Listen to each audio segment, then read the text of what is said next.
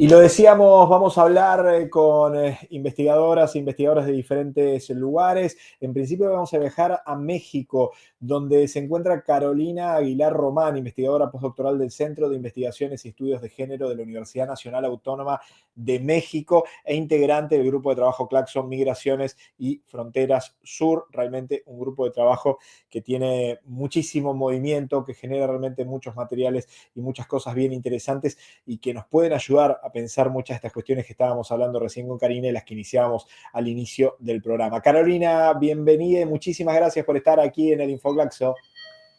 Hola, Gustavo, un gusto.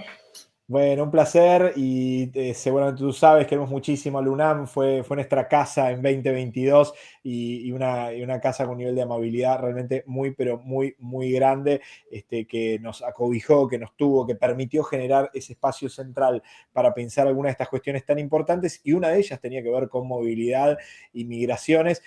Y realmente, Carolina, vemos con mucha preocupación algunos de los planteos de Donald Trump en esta nueva presidencia, de nuevas lógicas de criminalización, de persecución, con imágenes brutales, con intención de aumentar las lógicas carcelarias.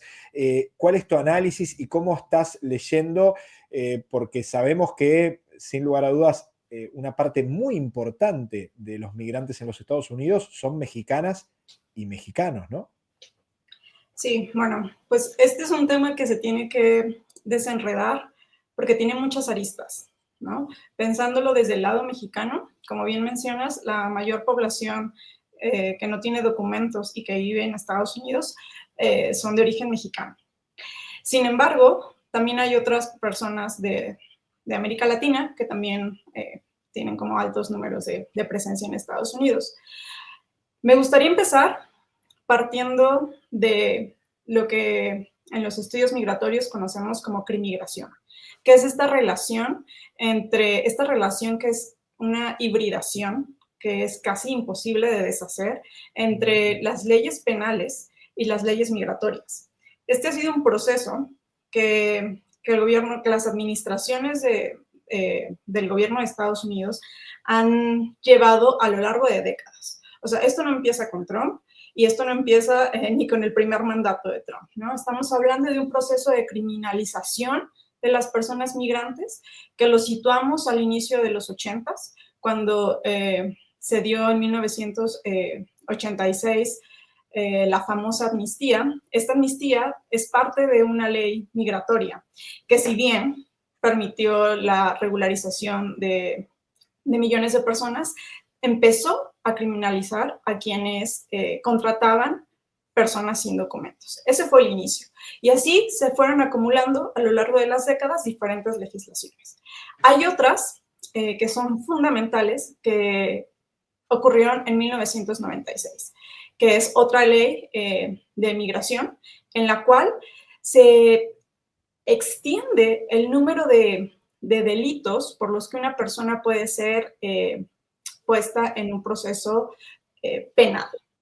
Las personas migrantes, me refiero.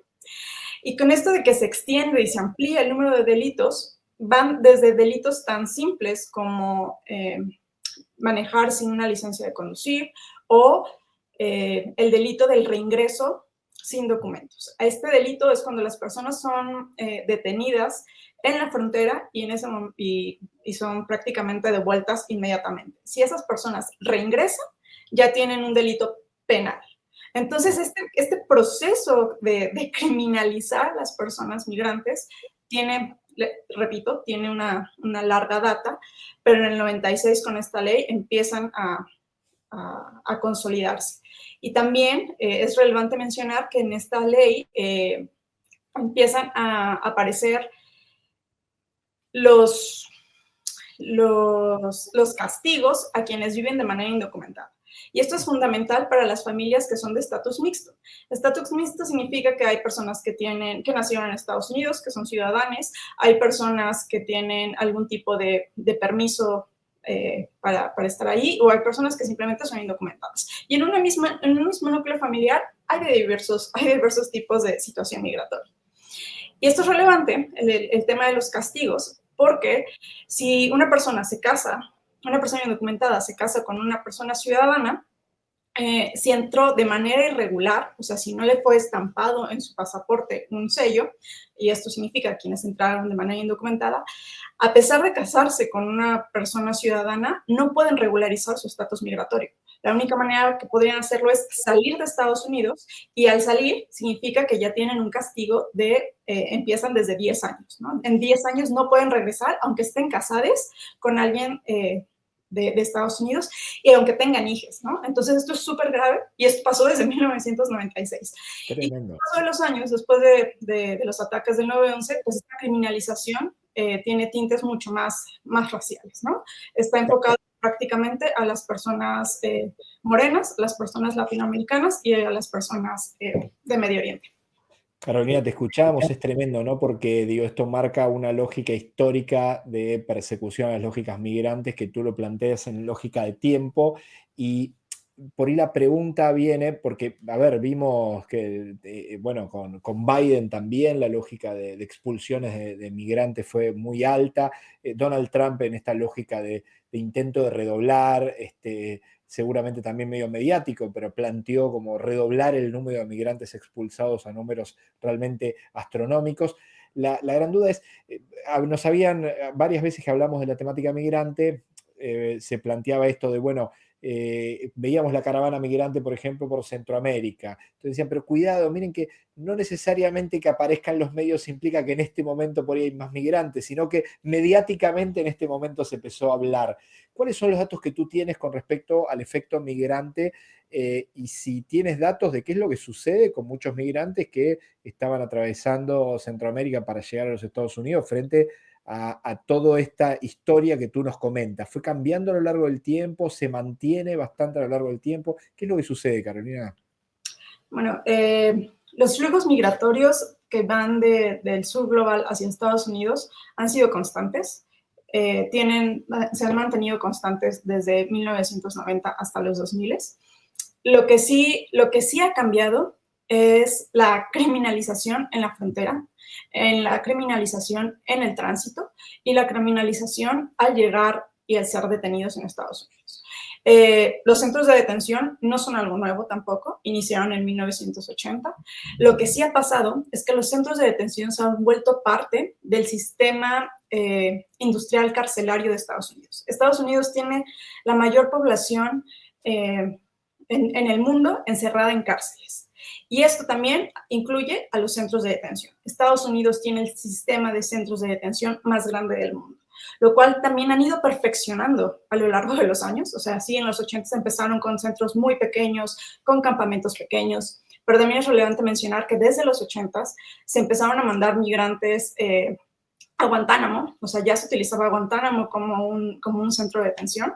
Si bien han ido cambiando las maneras por las que se envían a migrantes a Guantánamo, pues es algo que ya pasaba, ¿no? También a mí me interesa mucho remarcar que no todo viene de Trump. O sea, sí, Trump ahora nos está dando esta sacudida, pero hay prácticas que ya existen y que permiten que Trump pueda tomar las decisiones que hace, ¿no? Claro. O sea, Trump no solamente está actuando porque puede, sino porque existe un sistema legal que se lo está permitiendo, ¿no? Y aparte existe un sistema de centros de detención que le permite detener y encarcelar personas. Otra cosa por mencionar es la espectacularización que está haciendo Trump con la frontera y con las deportaciones. Si bien algunos países han permitido como estas imágenes donde se ve a las personas migrantes encadenadas, ¿no?, bajando de los aviones, la realidad es, para el caso mexicano, que los datos de personas deportadas siguen manteniéndose iguales que los que teníamos en diciembre, ¿no? O sea, los datos no han cambiado, no tenemos deportaciones masivas como se esperaba. Por ejemplo, en Tijuana, varios albergues estaban preparándose para recibir masivamente a las personas deportadas. Sin embargo, no están llegando a los albergues porque no estamos teniendo deportaciones masivas.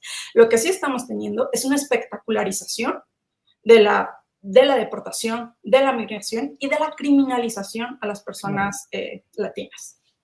tratando de asustar, utilizando los medios de comunicación para asustar y para tratar de, bueno, como tú decías, ¿no? Redoblar la apuesta de criminalizar a través de los medios, digo, con todo tipo de comentarios de los gobiernos de extrema derecha que se suman, digo, porque hemos tenido comentarios también de Bukele, ofreciendo sus cárceles para delincuentes. Bueno, hay parte de las imágenes que vemos, ¿no? Que son difundidas por el gobierno de Estados Unidos en este intento de confirmar lo que tú dices, espectacularizar la criminalización que están haciendo. Me gustaría que nos cuentes un poco qué es lo que sucede con algunos sectores, juventudes migrantes, con muchas mujeres con hijos migrantes en los Estados Unidos, con muchos niños y niñas que están por ahí en algunos de estos centros de detención, que entiendo que siguen funcionando en los Estados Unidos, digo, que son brutales a la lógica de división de sus familias. Digo,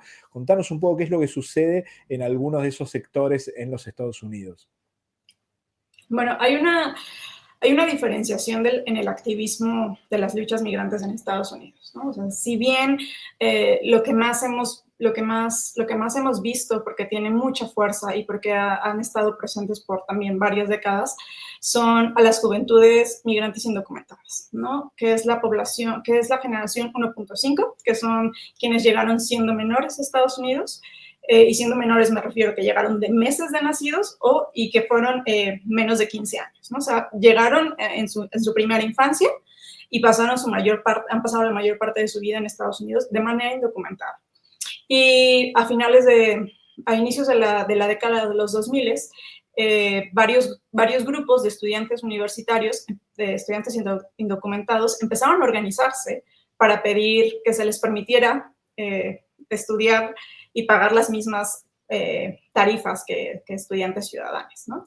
Este movimiento fue creciendo a nivel nacional y le conocemos como el movimiento Dreamer, ¿no? Porque pedían que se aprobara la ley del Dream Act, que esta ley permitiría que pudieran estudiar en la universidad, porque para el inicio de los 2000 varios estados prohibían que estudiantes indocumentados se matricularan en las universidades, eso estaba prohibido.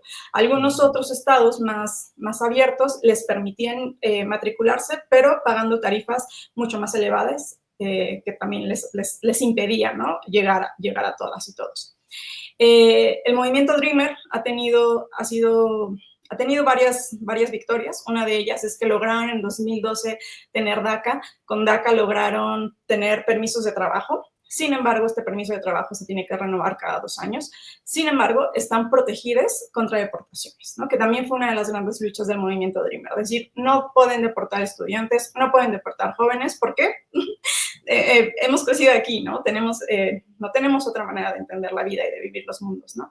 Entonces han estado organizándose, siguen organizándose, y ahora han también cambiado un poco las estrategias. Si bien durante toda la década del 2000 al 2010 el movimiento Dreamer se enfocó mucho en tratar de obtener beneficios a partir de modificaciones en las leyes, por ejemplo el Dream Act, se dieron cuenta que ese ya no era un camino posible. Después de 10 años de que el Dream Act se pasara en las cámaras y no fuera aprobado, decidieron tener otras estrategias, como hacer campañas para parar deportaciones, que han sido muy exitosas y están operando en todo Estados Unidos y han operado desde el 2010.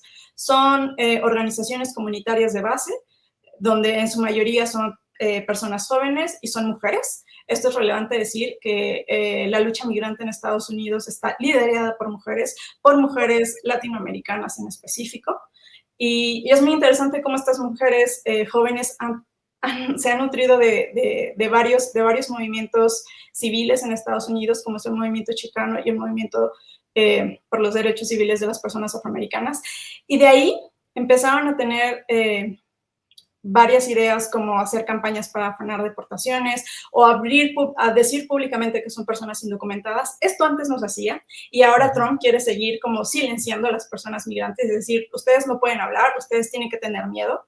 Y lo que ha hecho el movimiento Dreamer es decir, no, somos indocumentados y no tenemos miedo. ¿no? Undocumented and unafraid. Y eso es fundamental. Es algo que tenemos que volver a rescatar, es algo que tenemos que volver a mirar. Si ahora esta espectacularización de la deportación y del miedo nos está poniendo el énfasis en cómo las comunidades no quieren salir, en cómo los padres de familia no quieren llevar a sus hijos a la escuela porque tienen miedo a una deportación, es importante retomar que ya ha pasado antes y que las mismas comunidades han dicho, pues no, aquí estoy, no nos vamos, que fueron las consignas de las marchas del 2006. Y tenemos que poner el ojo en eso, ¿no? Tenemos que voltear a ver cómo sigue habiendo lucha migrante, cómo siguen organizándose y cómo siguen intentando diferentes estrategias. Y para mí eso es fundamental. Carolina, tiene bastante que ver con lo que tú decías, pero ahí hay una persona que está mirando, la Martínez Luna, dice, ¿cuál es el sentido de poner en el espectáculo este tema, más que en la realidad desinformar a la sociedad? Digo, y entiendo que es generar miedo, ¿no, Carolina? Es generar un chivo expiatorio, digo, como se dice en algunas partes de nuestra región, alguien a quien acusar de todos los problemas y generar temor, ¿no? Sí, efectivamente. O sea, lo que está haciendo Trump con esto, uno, es demostrar a sus votantes que les está cumpliendo, que está diciendo, yo dije que iba a tener una mano muy dura y criminalizar a las personas migrantes, y les está demostrando que lo está haciendo. Pero para mí es fundamental también hacer el énfasis en que no es porque él solo toma las decisiones y porque está firmando órdenes ejecutivas, sino es porque hay un sistema legal previo que se lo permite, ¿no? Entonces, también quitarle ese poder que pareciera que tiene Trump y decir, muy cierto, el poder no viene de él, esto viene de mucho antes y viene de todo un sistema político legal. Y esta espectacularización que está haciendo es, uno, para decir, yo puedo, aunque en realidad, como les digo, no solamente es de él, y otro es para poner miedo en las comunidades, y la intención es también que no sigan llegando más personas. Sin embargo, las personas migrantes van a salir del sur global o de cualquier otros lugares también, sin importar las políticas que existen. Esto también lo tenemos que tener súper presente, ¿no? Sí, en enero 20, el 20 de enero de este año se cerró el uso de la aplicación CBP One, que permitía a las personas hacer citas para poder iniciar un proceso de asilo. Pero esto no significa que la gente va a dejar de pedir asilo. La gente lo va a volver a hacer. Tendrá otras estrategias, o a lo mejor no pedirá asilo y entrará por las porosidades de la frontera. Entonces tenemos que tener presente que, pues sí, Trump quiere poner miedo, quiere ponerse como el ganador en esta historia, pero pongamos también atención a que la gente va a seguir migrando, que van a encontrar sus propias estrategias y que esto no para solo porque Trump lo pareciera que lo está intentando parar, ¿no? Carolina, por último, ¿cómo tomas y qué es lo que sucedió con la respuesta por parte del gobierno de Claudia Sheinbaum en México? Digo, ¿cuál fue la respuesta a nivel gubernamental con respecto a esta nueva ondanada, que como bien tú dices, es parte de un plan sistemático mucho más largo, con apoyo legal y que más allá de la forma de redoblar que haga Trump, digo, tiene una historia a lo largo del tiempo, pero bueno, entiendo que hubo repercusiones políticas porque pareciera que Trump también lo utiliza casi como carta de negociación también en la región, ¿no? Sí, sobre todo para México, ¿no? O sea, las administraciones de Estados Unidos llevan décadas manipulando a los gobiernos mexicanos con el tema migratorio, ¿no? O sea, Estados Unidos le dice a México, cierra tú tus fronteras, no nos dejes pasar más migrantes, y Estados Unidos será como más benéfico contigo, ¿no? Y esto ha tenido efectos reales. Por ejemplo, México deporta más personas centroamericanas que Estados Unidos. Significa que México sí es el muro, que México sí le está haciendo el trabajo sucio a Estados Unidos, y que sigue pasando porque Trump sigue poniendo esa carta, ¿no? Ahora también tiene el chantaje de los aranceles, ¿no? Que le va a poner a México más aranceles. Pero la realidad es que México no tiene tampoco estrategias ni políticas consolidadas para el retorno. Por ejemplo, en México también hay un movimiento que lleva un par de décadas, que son las personas deportadas retornadas, que están tratando de que el gobierno les escuche, ¿no? O sea, si bien, como les decía al inicio, no tenemos mayores flujos de deportación en México, Lo que sí pasa es que México no tiene un camino o una ruta para que cuando las personas son deportadas puedan transitar y volver a incorporarse a la sociedad mexicana. La primera manera en que les impiden esto es que no hay una manera inmediata de que las personas deportadas tengan una identificación oficial mexicana, ¿no? Solamente les dan una hoja donde dice tú fuiste deportado y con esa hoja tienen que empezar un trámite para tener acceso a la identidad. Entonces, el acceso a la identidad es uno de los grandes temas para las personas deportadas. México no tiene estas estrategias. Hay organizaciones, otra vez, de jóvenes deportadas, retornadas, y en su mayoría son mujeres jóvenes que están dando la lucha en México para decir se necesitan estrategias para atender el retorno y la deportación, ¿no? Y me refiero a organizaciones como Otros Dreams en Acción o organizaciones como Al Otro Lado, que tiene un programa muy bien armado para atender a la población deportada, que es el programa para deportados, ¿no? En Tijuana. Carolina, te agradecemos enormemente. ¿Hay algún lugar que podamos encontrar material del grupo de trabajo de Claxon Migraciones y Fronteras Sur-Sur? Sí, claro, tenemos un boletín que se llama Transfronteriza. Tenemos varios números con diferentes temáticas y ahí pueden seguirnos. En claxo.org, entiendo que está todo en la web de Claxo. Sí, lo encuentran en las páginas de Claxo. Excelente, excelente. Carolina, te agradecemos enormemente. Gracias por ayudarnos a pensar y ojalá nos encontremos también en la conferencia de Claxo en Bogotá, Colombia, para que nos ayudes a seguir pensando estas temáticas. Sí, seguro. Nos vemos en Colombia. Excelente. Carolina Aguilar Román, investigadora postdoctoral del Centro de Investigaciones y Estudios de Género de la Universidad Nacional Autónoma de México e integrante del grupo de trabajo Claxon Migraciones y Fronteras Sur. Ahí estábamos hablando con ella y nos daba realmente una perspectiva súper potente para pensar estas cuestiones, sobre todo en esta línea de tiempo, ¿no? Digo, ojo con comerse la curva, como diría algún amigo, en relación a pensar que todo esto surge con Trump y se terminaría sin Trump, ¿no? Digo, la línea temporal es mucho más larga y hay una habilitación legislativa, de leyes, de marco que permite y habilita un montón de estas cuestiones. Bueno, seguiremos obviamente hablando sobre este tema en minutitos nomás, en segundos nomás estaremos contactando con una investigadora en los Estados Unidos para que nos comente más detalles sobre esto. Más adelante, Leandro Morgenfeld también con nosotros para hablar y muchísimos datos más. Separamos y continuamos con este Infoclaxo especial sobre migraciones y movilidad humana.